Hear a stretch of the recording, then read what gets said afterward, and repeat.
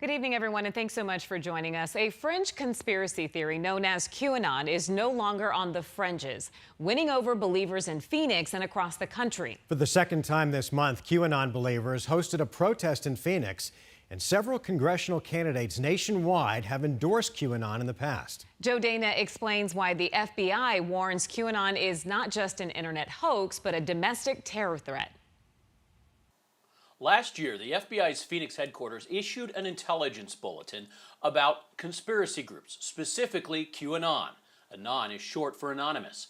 Despite the warnings, the group's influence appears to be growing. A Saturday morning protest at a Phoenix park. 50 or so people speak out against kidnapping and trafficking.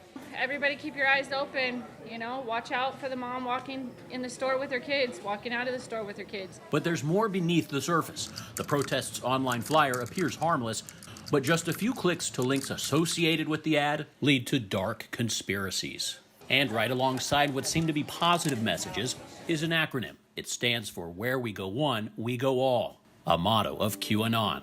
This is not fake news. Jolene Gunlickson is a protest organizer and QAnon believer. It's real, and it's been going on way too long.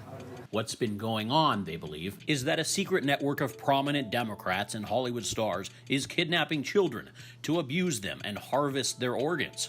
An anonymous government insider called Q is the one revealing all the information online.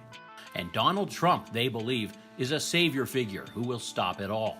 Q supporters treat this cause as a kind of religion. And if I have to die for this cause, it's worth the cost. QAnon first emerged in 2017 in lesser-known corners of the web, says Claire Wardell of the nonprofit First Draft, which fights false information online. Over the last 3 years, it has really grown. And so people who are watching this might have family members who have now become people who follow QAnon, who read posts from QAnon. Talking points of QAnon include baseless internet hoaxes. Pizzagate.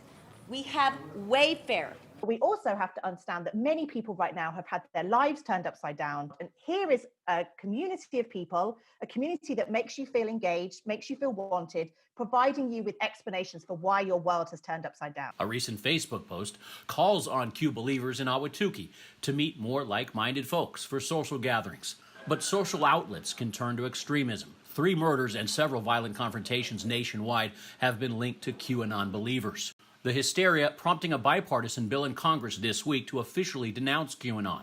And there are calls for President Trump to label QAnon a hate group. The president has yet to say anything negative about QAnon. And unfortunately, when we have the president being ambiguous about this, we need absolutely clear lines, which is, the FBI are concerned about QAnon. We asked Phoenix police if their assessment of QAnon is similar or different than the FBI's.